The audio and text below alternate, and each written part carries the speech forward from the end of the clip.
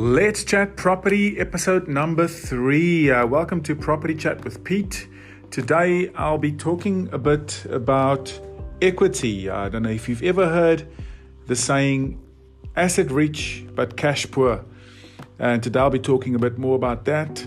What does it mean to be asset rich but cash poor? What is equity? What is usable equity? And what is the best way that I could use my usable equity, even if I'm not ready to buy a property yet? So let's get into it. So asset rich and cash poor. What is asset rich? Asset rich is basically if you've got an asset, no matter what it is, of any sort that you could potentially use to sell on and get money from, that is an asset.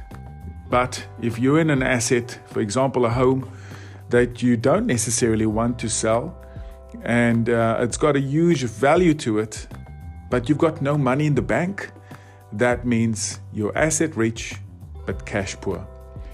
Now, there are many people in that circumstance or situation where they've got a huge property and a big value since they've bought it. It's gone up in value by quite a bit, but they don't seem to know or understand or having looked into the possibility of actually using that asset's value to their benefit, especially over the last period where we had a huge increase in value. So if you've had the property that you live in for anything more than 2 to maybe 5 or more years, that property would probably be valued a lot more than what it was when you initially purchased it. The way to check that is to probably speak to your bank, give your bank a call and just find out, hey, could you give me a quick bank valuation to see what my property's value is at? A really important thing to do is, if it is that you bought your property about 2 years ago and you did buy it and you paid LMI, lender's mortgage insurance, on that property, I can tell you this, the bank's not going to call you and say, hey, mate, you paid LMI, you're now over the value that we initially lent to you. So your loan to value ratio has changed, meaning that you don't need to be paying LMI interest any longer. Hence, we can now change that for you and you get a better interest rate. Too many people lose hundreds, if not thousands of dollars every week, every month, every year on their home loan payments due to the fact that they haven't looked into this or changed it in any way or form. So you can be asset rich and you potentially don't even know it and you don't even know how to make use of it potentially. So that's why I'm here to just talk to you about that a little bit as well today. So if you did buy a property on lender's mortgage insurance, make sure that you look at it, go to your bank, speak to them, say, can I please have a look at that and change it. And maybe get a decrease in my rate. And if they say no, guess what you can do? You can move, you can change, you can go to another bank. You can speak to your banker, you can speak to your broker, especially if you haven't got a fixed interest rate on your loan. And even if you do have a fixed interest rate on your loan and it comes to an end, you can actually speak to your bank and potentially get out of your fixed interest rate without having to pay any fees. It just depends on the exact day that you're asking what the early repayment cost is going to be. That's something I'll go into a little bit more detail at some other stage. But first and foremost, what I want to talk about today is I want to talk about equity. So equity, what is equity? Equity is the amount of money that is remaining after your loan. So if you've got a property that's worth $1 million, and your loan amount is $800,000, you have equity of $200,000.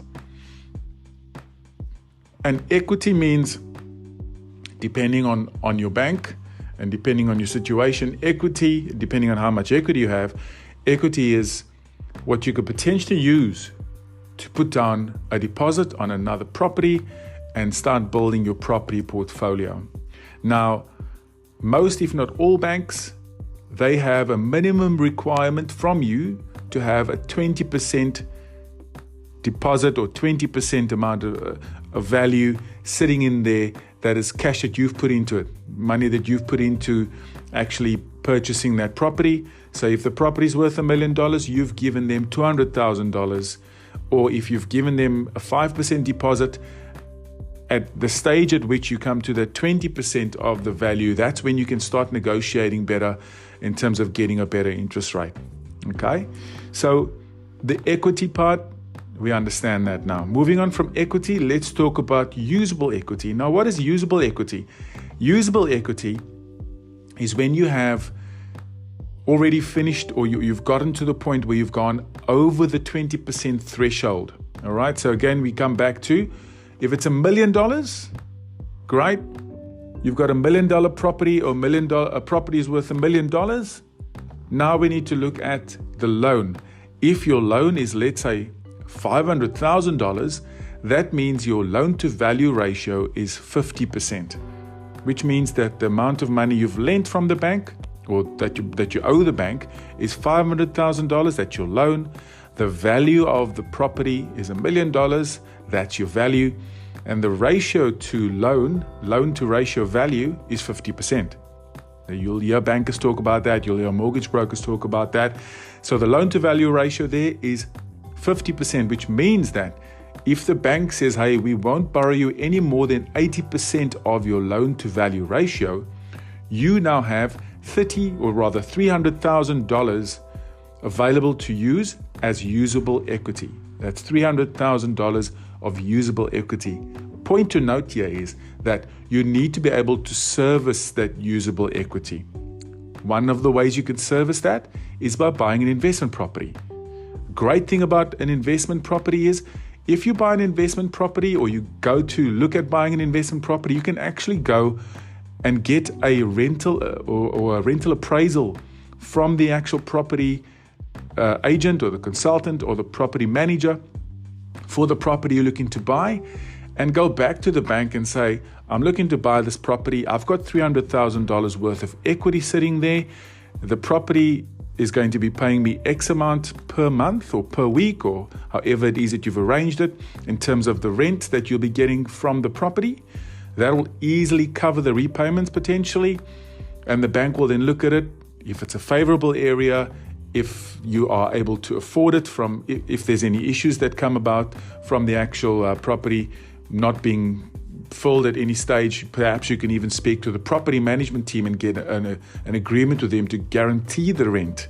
So there's options around it. So equity is one thing, usable equity is another thing, and I hope that that's helped you to get a better understanding of usable equity and equity, and also what you could do to potentially get yourself to use that usable equity and find yourself in a positively geared situation where you don't necessarily become cash poor and asset rich, but that you use the equity you have to your advantage, so that when you do one day want to perhaps cash out on the capital, if you've got an investment property, you can sell that investment property, use the profit of that investment property to then pay off your mortgage of the house that you live in, then potentially use that equity as a master facility to start continuing to buy other properties. Hey, there's so many options, and I'll go into all of that a little bit more as we progress. But thank you so much for listening today. Remember, if you have any questions, if you want to talk more about this, feel free to go to my website, peterharleyconsulting.com. On there's a form you can fill in, and one of the professionals that I'm connected to can get in touch with you, whether you're looking to refinance your mortgage and get a better rate, whether you want some advice on investing in property, if you're looking for an accountant that's going to know exactly what to do from a property investment perspective to set up your portfolio in a way that's going to benefit you, financial advisors, anyone that you need in the property sphere, reach out to me. I'll be happy to be of assistance to you. Thanks for listening.